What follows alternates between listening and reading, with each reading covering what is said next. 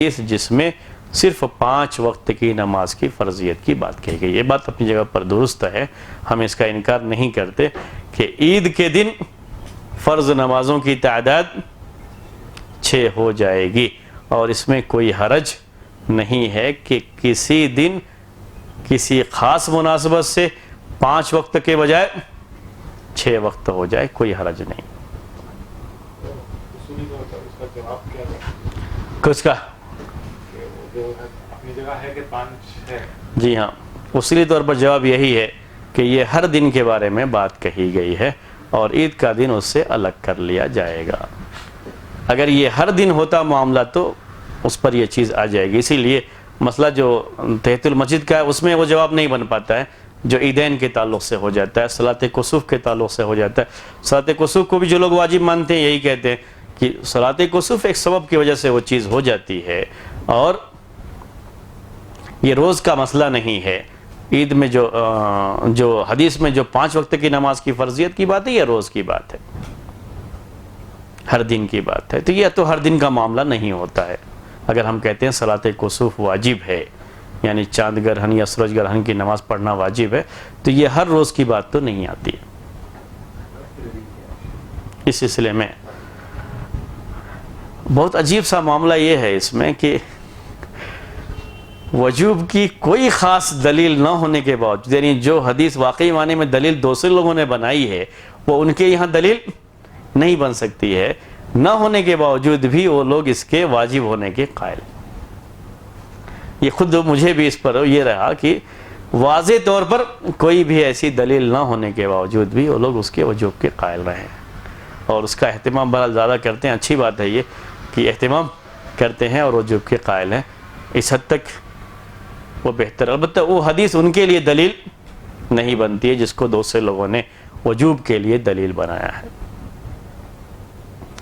میں جہاں تک سمجھتا ہوں ان کے مین جو ہے یہ جمعے کی نماز کی جو مشابہت ہے وہی ان کا مین ہے. اسی لیے وہ لوگ جمعے کے جو احکام ہیں وہی کو اس پر فٹ کرتے ہیں. یعنی جیسے کیا کہتے ہیں اس کو، جمعے کی نماز جن لوگوں پر فرض نہیں ہے ان پر یہ بھی فرض نہیں ہوگی. جو جمعے کے تعلق سے مسائل ہوتے ہیں اس کو لے کے آتے ہیں.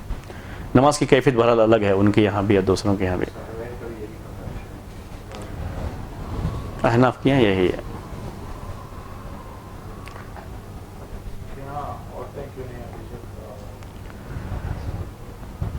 یہ مسئلہ وہی ہے جو مساجد کا ہے ان کے یہاں، یعنی جس طریقے سے ان کے یہاں جمعے کی نماز کے لیے عورتیں نہیں آ سکتی، مسجد میں نماز کے لیے نہیں آ سکتی، وہی مسئلہ کس کے لیے ہے؟ عیدین کی عید کے لیے ہے، عیدگاہ کے لیے ہے کہ عیدگاہ میں ان کے یہاں عورتیں نہیں جا سکتی ہیں. اور ممانعت کی وجہ وہی حدیث ہے جو دلیل کے طور پر پیش کرتے ہیں مساجد کے لیے اور جمعے کے لیے. وہ حدیث وہی ہے جو آپ جانتے ہیں کہ عائشہ رضی اللہ تعالیٰ عنہ کہتی ہیں اللہ کے رسول صلی اللہ علیہ وسلم عورتوں کی حالت دیکھ لیتے جس طرح سے یہ لوگ آ رہی ہیں مسجدوں میں تو ان کو مسجد میں آنے سے منع کر دیتے تھے. یعنی فتنے کی وجہ سے جو دیکھ لیا تھا عائشہ رضی اللہ تعالیٰ عنہ نے، تو اس زمانے میں جب یہ بات کہی انہوں نے تو آج تو فتنہ بہت زیادہ ہو چکا ہے، اس کے لحاظ سے ان کو منع کیا جانا چاہیے. تو مین یہی ہے فتنے کا سبب، صحیح معنی میں دیکھا جائے تو فتنے کا سبب یہی مین وجہ ہے. فقہ حنفی میں عورتوں کو مسجد سے یا عیدگاہ میں نہ آنے کے لیے جو کہا گیا مین سبب یہی ہے.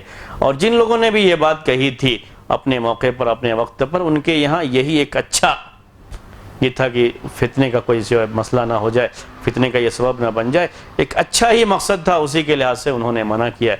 یہ الگ بات ہے کہ بعد میں تعصب کی وجہ سے اس میں بہت ساری چیزیں آ گئیں، ان لوگوں نے پیش کرنا شروع کر دیا، ورنہ حقیقت دیکھا جائے تو جن لوگوں کی یہاں یہ بات تھی وہ ایک اچھے مقصد کے تحت تھی. لیکن چونکہ اب بعد کے لوگوں نے اس کا جواب دیا، فتنے کی اگر یہی بات ہے اگر آپ کے یہاں تو آپ کے یہاں بازار جا سکتی ہے، آپ کے یہاں کالج جا سکتی ہے، دوسری جگہوں پہ جا سکتی ہے، تو مسجد کیوں نہیں آ سکتی؟ اب اس کا کوئی جواب بہرحال نہیں بنتا ہے، تو پھر بہت ساری باتیں بعد کے لوگ کرتے ہیں. مستثنی وہ کیا ہے؟ نہیں، وہ کہتے ہیں وہاں فتنے کا ڈر نہیں ہے. اللہ تعالیٰ کا کرم بھی ہے کہ کبھی اب تک ہوا نہیں ہے ایسا کچھ مسئلہ ہوگا. دوشیدہ جو بالکل ابھی نوجوان لڑکی جو ہے جس کو زیادہ پردہ کرنا چاہیے عمر والے عورتوں کے.